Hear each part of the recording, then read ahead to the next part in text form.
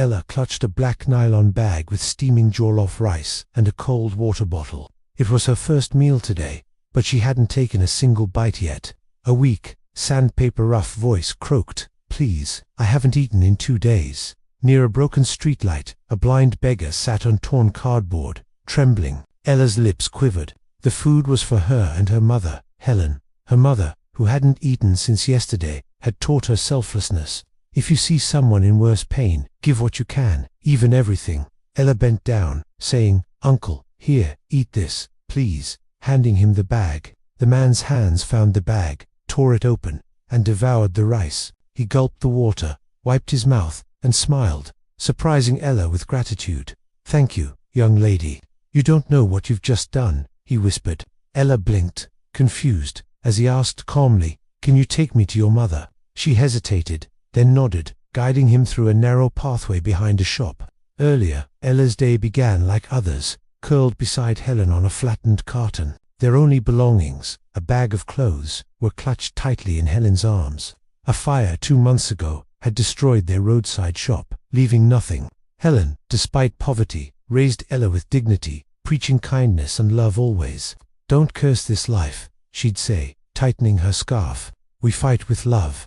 At 10, Ella stopped school. Her books were ashes, her classroom now, the streets. She begged politely, saying, "Good afternoon, Ma. Please help me eat," with a smile. That day, near a roadside buka, a woman in blue Ankara noticed her hunger. "Wait here," she said, returning with jollof rice and water for Ella. Ella beamed, clutching the food like treasure, heading back to share with Helen. But the blind man's request changed everything as they walked to Helen's spot. "Why, see my mother?" Ella asked, helping him avoid potholes in the path.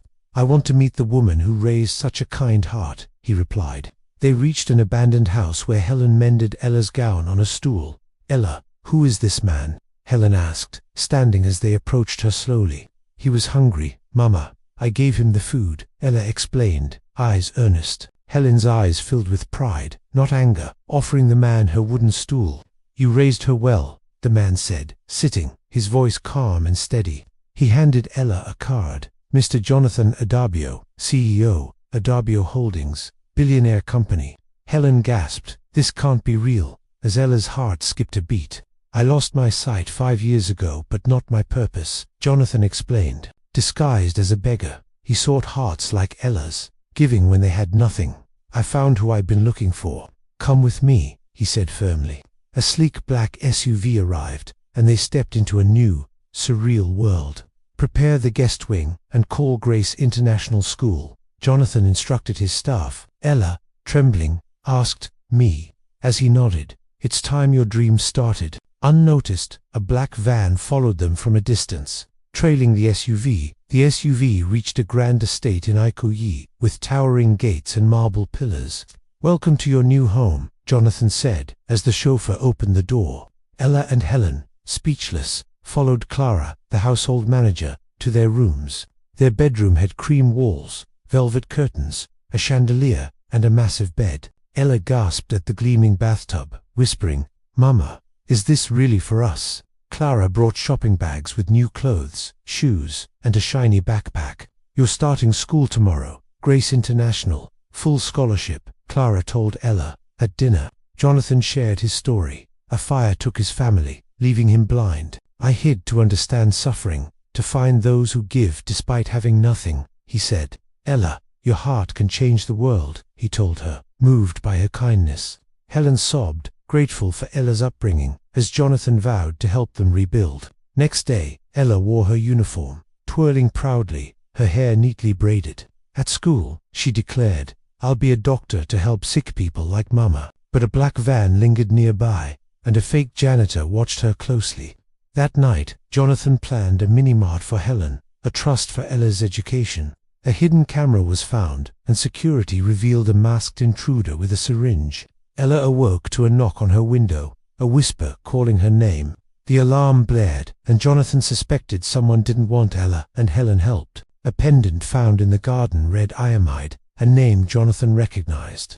Iamide, a former staff member, had stolen millions and vanished years ago. Ella received a threatening note at school. "Stay away, or your mother won't wake." School security footage showed a man in a hoodie giving Joshua, Ella's friend, an envelope. Jonathan visited Joshua's home.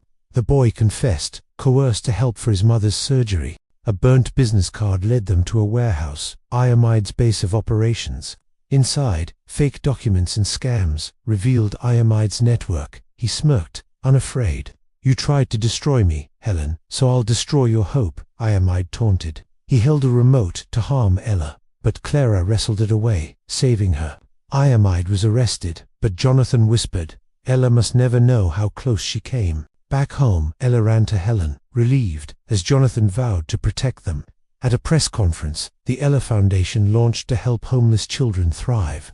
Iamide, in a cell, hissed, "They haven't met the real people I work for." 6 years later, Ella graduated as a doctor, top of her class at Luth. At the ceremony, she spoke of kindness, her mother's teachings, and Jonathan's belief. A homeless girl gave her meal away. "Changed by faith, not money," she said. Jonathan smiled, proud, as Helen, now a businesswoman, clapped beside him.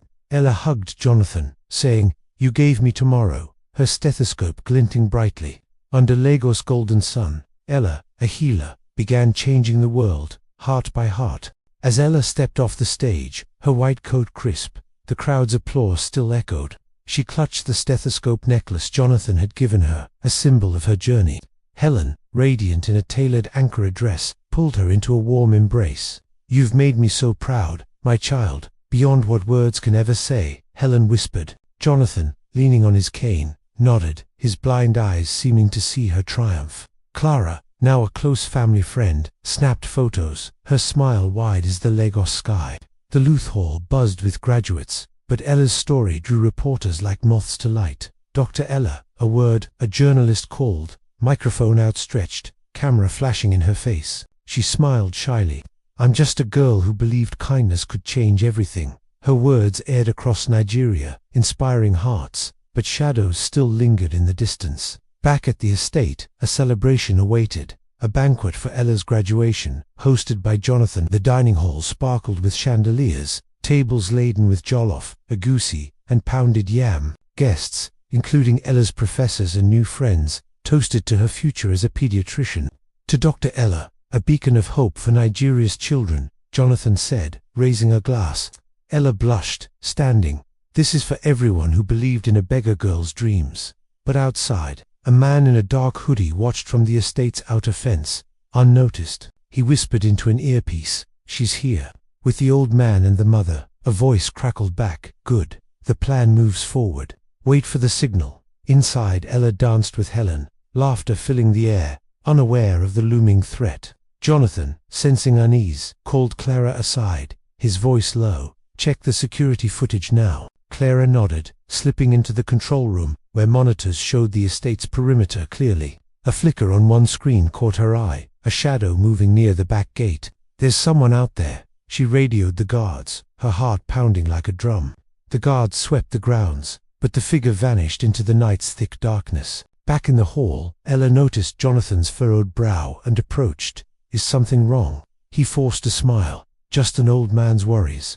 Enjoy your night, my dear." But his mind raced, recalling Iamide's final words, "The real people I work for." The next morning, Ella began her residency at Luth, her first day as a doctor. She walked the pediatric ward, her stethoscope gleaming, checking charts with quiet confidence. A young boy, Toby, with malaria, grinned at her. "Will I be okay, Dr. Ella?" She knelt. "You'll be running around soon, stronger than ever, I promise you." Her warmth spread hope. But a nurse's whisper interrupted. "There's a man asking for you." Ella frowned, following the nurse to the hospital lobby, where a stranger waited. He wore a faded cap, his eyes darting, and handed her a sealed envelope silently. "Open it alone," he muttered, then slipped out before she could ask his name. Back in her office, Ella tore open the envelope, her hands trembling with sudden dread. Inside, a note read, "You can't escape us. Leave Lagos, or Helen pays." Her breath caught, memories of the school note 6 years ago flooding back vividly. She called Clara immediately. "I got a threat. They mentioned Mama. I'm scared." Clara arrived at Luth within the hour, flanked by 2 of Jonathan's trusted guards. "Show me the note," she said, her face grim as she read the words. "This isn't over. Iamide wasn't working alone. We need to get you both to safety. Ella shook her head. I won't run. I'm a doctor now. I have patience. Clara sighed. Then we tightened security. You and Helen moved back to the estate. That evening, Helen packed their belongings, her hands shaking as she folded Ella's clothes. I thought we were free, she whispered, tears falling onto the fabric softly. Jonathan met them at the estate, his voice steady. You're safe here, I swear. He'd hired a private investigator, Aid, to trace the note and uncover the network. Aid, a former police detective, arrived with a laptop and a stack of files. Iamide was a pawn, he said, spreading documents across Jonathan's polished oak desk. The real players are a syndicate, running scams, blackmail, and human trafficking rings. Jonathan's cane tapped the floor. Why target Ella? She's just a young doctor. Aid leaned forward. She's a symbol. Her foundation threatens their narrative of despair. Ella, listening quietly, felt a chill. They want to break hope, starting with me. Helen gripped her hand. They won't touch you. We've survived worse than this. Aid pulled up a photo, a grainy image of a man in a white kaftan smiling. This is Malik, the syndicate's leader. He's been watching you since the warehouse raid. Jonathan's face hardened. Find him. I want this ended before Ella's next shift. Over the next week, security around Ella doubled. Guards escorted her to and from Luth. She worked tirelessly, treating children, her smile masking the fear gnawing at her heart. One night, after a long shift, she found a small gift on her desk, a toy stethoscope. A note attached read, "For the kids you save. Keep going, Dr. Ella." No signature, but it warmed her, a reminder of why she couldn't give up. Meanwhile, Aid's investigation uncovered a lead. Malik's hideout, a bar in Su. He and the guards staked it out, watching men in suits exchange briefcases under dim lights. That's him, Aid whispered, spotting Malik sipping a drink at the counter. They moved in, but Malik slipped out a back door, vanishing into the night. Back at the estate, Aid reported the failure. He's slippery, but we're closing in. Ella, exhausted, sat with Jonathan. Why won't they stop? What do they want? They want to control, he said. But you're proof they can't. You're unstoppable. The next day, a breakthrough. Aid traced Malik's phone to a warehouse in Oho. Jonathan authorized a raid, coordinating with the police, who surrounded the building at dawn. Inside, they found evidence, laptops with Ella's photos, plans to kidnap her, and more. Malik wasn't there, but his second-in-command, a woman named Sod, was arrested. You'll never catch him, Sod spat, as police led her to a van. Ella, at the hospital, got the news and exhaled, one step closer to ending this. But that night, as she left Luth, a black van screeched to a stop beside her. Two men jumped out, grabbing her before her guards could react, pulling her inside. Don't scream, doctor, one growled, as the van sped into the Lagos night. At the estate, Helen screamed when Clara called. They took Ella. We're tracking her. Jonathan slammed his cane. Get every guard, every contact. We find her now. Aid hacked the van's GPS, pinpointing it to an abandoned factory in Ikorodu. Police and Jonathan's team stormed the site, guns drawn, flashlights cutting through the dark. Ella, tied to a chair, stared defiantly at Malik, who paced before her, smirking. You're a problem, doctor. Your hope makes people believe they can fight us, she spat. You're the one who's scared. Kindness is stronger than your threats. Malik raised a hand to strike her, but sirens blared and police burst in. Drop it, an officer shouted, as Malik's men scattered, some firing, others fleeing. Aid tackled Malik, cuffing him as Ella's ropes were cut, her guards rushing to her. You're safe, Aid said. But Ella, shaking, whispered, I knew you'd come. Back at the estate, Helen sobbed, holding Ella, who hugged her tightly, unharmed but rattled. Jonathan joined them, his voice soft. I promised to protect you, and I failed. Ella shook her head. You didn't fail. You gave me the strength to face this. The syndicate was dismantled, Malik and his network exposed, their operations crumbling fast. Ella returned to Luth, her resolve unbroken, treating kids with even fiercer determination. The Ella Foundation grew, opening shelters and schools, her story inspiring millions across Nigeria. Years later, at a global health conference, Dr. Ella Ademiwa stood as keynote speaker. Hope isn't a gift. It's a choice, she said, her stethoscope necklace gleaming brightly. Helen, in the audience, clapped, now running a chain of mini-marts, her dignity restored. Jonathan, frail but present, smiled. "She's the future I always believed in." As Ella left the stage, a child ran up, handing her a drawing of a doctor. "That's you," the girl said. "You make us believe we can be anything." Ella knelt, tears in her eyes. "And you will, because kindness always wins in the end." Under Lugos' eternal sun, Ella's legacy shone, healing hearts, proving hope could never be silenced. Ella's keynote speech at the Global Health Conference echoed far beyond the auditorium's walls. Her words, broadcast live, trended on X, with hashtag Dr. Ella inspiring posts across Nigeria. People shared stories of kindness, from feeding strangers to funding school fees for orphans. At the estate, Helen scrolled through the posts, her heart swelling with pride for Ella. Jonathan, resting in his study, listened to Clara read the messages aloud, smiling softly. She sparked a movement, Clara said, her voice thick with emotion and awe. But in a Lagos slum, a shadowy figure watched the broadcast, eyes narrowing with malice. He was Chidi, a former associate of Moloch, now leading the syndicate's remnants underground. "She thinks she's untouchable," he muttered, tossing a phone onto a cluttered table. His men, gathered in a dimly lit room, nodded, planning their next move carefully. At Luth, Ella threw herself into her work, unaware of the new threat brewing. She checked on Toby, now recovering, his grin wide as he hugged her tightly. "You're my hero, Dr. Ella," he said, handing her a crayon drawing of them. Ella pinned it to her office wall, next to the toy stethoscope from before. But that evening, as she left the hospital, a strange text pinged her phone. "We're watching. Step back, or your foundation crumbles." No sender, just a chilling warning. Ella's stomach twisted, but she forwarded the text to Clara and Aid immediately. Within hours, they met at the estate, Jonathan's face grim as Aid analyzed the message. "It's encrypted, but I'll trace it. This feels like Moloch's network, reborn," Aid said. Helen clutched Ella's hand. "Why can't they leave us alone? Haven't we suffered enough?" Ella, jaw set, replied, "They hate that we're winning. We won't stop now." Jonathan nodded. "Aid, double the guards. Clara, alert the Foundation's board. We protect everything." The next day, Ella visited a new Ella Foundation shelter, opened in Ajagunal's heart. Children ran to her, chanting Dr. Ella, as she handed out school supplies joyfully. Reporters captured the scene, but a man in the crowd lingered, snapping photos discreetly. He was Chidi's spy, relaying Ella's every move back to the syndicate's hidden base. That night, Aid's trace led to a server in Oshodi, linked to a fake charity front. "They're funding themselves through scams, using your name," he told Ella, showing evidence. Jonathan, listening, slammed his cane. "Expose them. Shut it down before they strike." The police raided the Oshodi office, seizing computers, but Chidi had already fled. Slippery.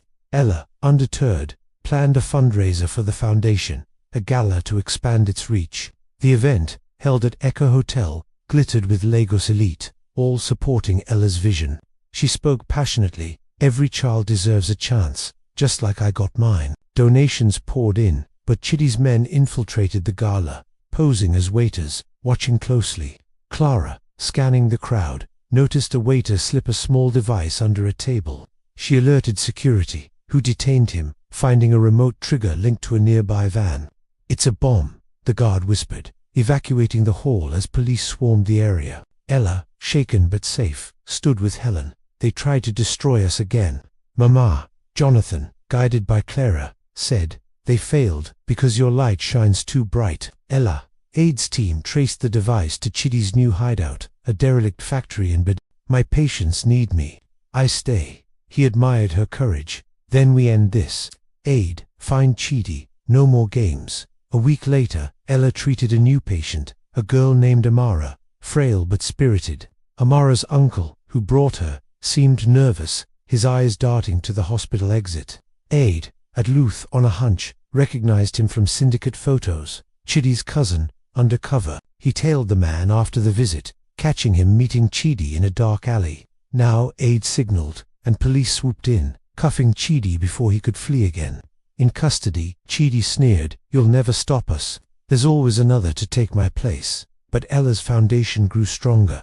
Its shelters now in 5 cities, saving thousands. At a new clinic opening, Ella cut the ribbon, her stethoscope necklace catching the sun. Helen, managing her mini-mart chain, stood beside her, a pillar of quiet strength. Jonathan, weaker now, attended, whispering, "You've built a legacy that fear can't touch." A year later, Ella received the African Health Innovator Award, her work globally recognized. In her acceptance speech, she said, "Kindness isn't weakness, it's the courage to rebuild." The crowd roared, but a young doctor in the audience, inspired, approached her afterward. "I was homeless too," he said. "Your story made me believe I could become this." Ella hugged him. "Then go heal the world. We're stronger together, always." Back at the estate, Jonathan, now bedridden, held Ella's hand, his voice faint but proud.